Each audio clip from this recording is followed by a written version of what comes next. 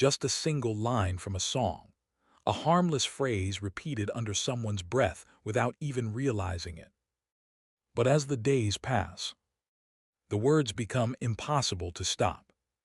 The headaches get worse, and something begins growing where no one would ever think to look. So get comfortable, turn down the lights, and remember, sometimes the things inside your head aren't just thoughts. For the past few weeks, every day without fail, I've had a song stuck in my head. It's not always the full song. Sometimes it's just the melody of a certain part or a line that I like the sound of. This isn't something new to me. I've been doing this since I was a kid, but never to this level. It feels like I'm constantly saying something under my breath, and it's even starting to weird out my roommate. We were sat on the couch watching TV when I could see her stewing over something in my peripheral. I opened my mouth to say something, but she beat me to it. We need to talk about this repeating thing you've been doing. It's like you're having a conversation with yourself all the time. It's creepy, Amara said with a grimace. She reached over me to the bag of chips on the table and popped a few in her mouth. I really wish I could stop. It's like automatic, I guess. Amara tilted her head at me in confusion. I sighed harshly, fully turning myself to face her. It's really hard to explain. It's not something I'm doing voluntarily, it just kind of happens, like breathing or blinking. Even when I stopped talking, I could feel my lips beginning to form the words I'd been saying on repeat all day. Rip me apart. It's a line from a stupid song in a game I'd been playing recently, but my brain decided it was perfectly fine to say "rip me apart" over and over again under my breath. Totally normal. Even so, she paused to swallow her food. Rip me part, rip me part, rip me part, rip me part came softly out of my mouth. I slapped a hand over my mouth, but I could still feel my lips forming the words against my palm. She furrowed her brow and continued talking. Even so, I think if this keeps going on the way that it clearly is, you should go to the doctor. I'm starting to worry about you. We talked like that for a little while longer before we settled into a comfortable silence. I tried, I really tried to keep my mouth shut, but it's like the muscles in my jaw had a mind of their own. Rip me part, rip me part, rip me part. My face stretched as I over-enunciated each syllable.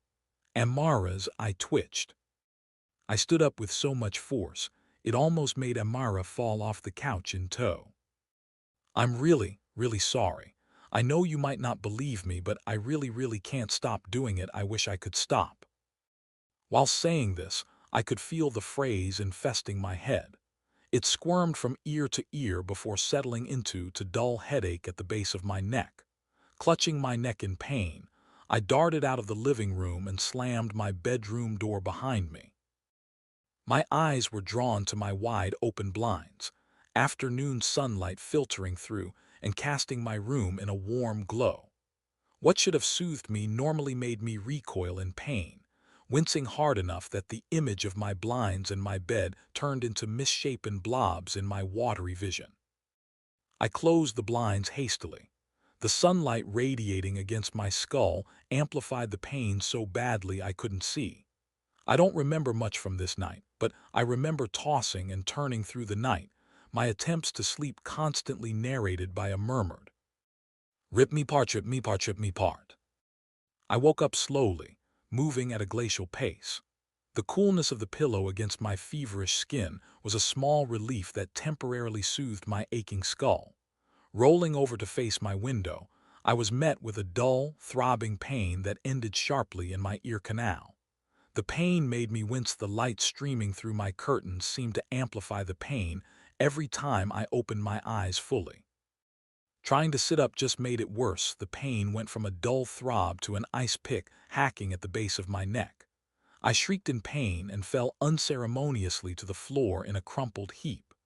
There was thudding on the floor that grew louder as my roommate rushed towards my room and pounded on my door. "Are you okay in there? I heard you scream, and then there was a massive bang, and I was so worried. Can I come in?" All I could muster was a feeble yelp as the pain pressing against the base of my neck got more and more intense, like my eardrums were about to burst from the overwhelming pressure in my head. Rip me part, rip me part, rip me part. A hoarse scream shuddered from 1,000 voices howling in every corner of my brain. It felt like my head was about to rip in two. I writhed around on the floor in pain, eyes squeezed shut and lips forming the phrase ceaselessly. I couldn't tell if I was yelling or whispering due to the racket in my head. All of a sudden, the pain shot from the base of my neck and curled over my right ear like an electric current. It was too much. Amara said she saw my eyes roll back into my head, and I passed out not much later.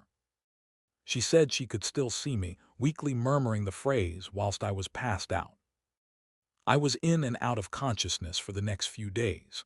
Whenever I would come to, my voice would come out as nothing more than a gravelly murmur. I wouldn't stay awake for long as the obsessive thoughts repeating the phrase took over, a feverish prayer that infested every corner of my brain, making everything simultaneously too loud and too quiet. I woke myself up in the end with my own sobs. Despite sleeping for days, there was an exhaustion that settled deep in my bones, clinging onto every muscle and sinew like a tumor. My voice wasn't even coming out anymore, my throat like sandpaper. My face twitched in exhaustion as I repeated it over and over and over again. Rip me par, trip me par, trip me par. There was a rustling against the pillow that took me out of my exhausted trance. A hushed wriggling that felt like I was digging a Q-tip too deep into my ear. I tried to ignore it and shut my eyes harshly. The rustling got louder and louder before I swore. I felt something brush softly against my tragus. A cold sweat raced down my back. Ignoring the imminent migraine that shot a warning flare against the side of my head, I shot up out of bed and shuffled unevenly towards my bathroom, slamming my side into the sink in the process. I gulped down air, turning the light on and shoving the side of my head close to the mirror. At first I couldn't see anything. Of course, it was just my imagination. I haven't been sleeping properly, and I know that I spiral super easily. There was something faintly moving on the inside of my ear. What looked like a fingertip moved in small circles in the deepest part of my ear. With shaking hands, I grappled with my phone and turned to torch on for a better look. Something murky red and brown covered my inner ear top to bottom, with something long and thin moving slowly. I let out a broken scream that led to Amara rushing into my room. I tried to tell her something was in there, but all that came out was rip me part, rip me part. My hands flew shakily around my mouth, eyes widening in fear and helplessness as I jabbed a finger as hard as I could into my ear. Pain exploded into my inner ear, and I let out a groan, my knuckles going white against the sink. Amara looked at me with a helpless expression. Oh my God, I knew something was up. Do you need to throw up? I don't know what's wrong with you. Tell me, please, you're scaring me. I just leaned further over the sink and cried pathetically, now howling the words R.I.P. me apart over and over, and lifting a shaky finger to point to my ear. Amara brushed my sweaty hair behind my ear and used her phone torch to look even closer. She shrieked and backed away. What the fuck is that? There's something in there.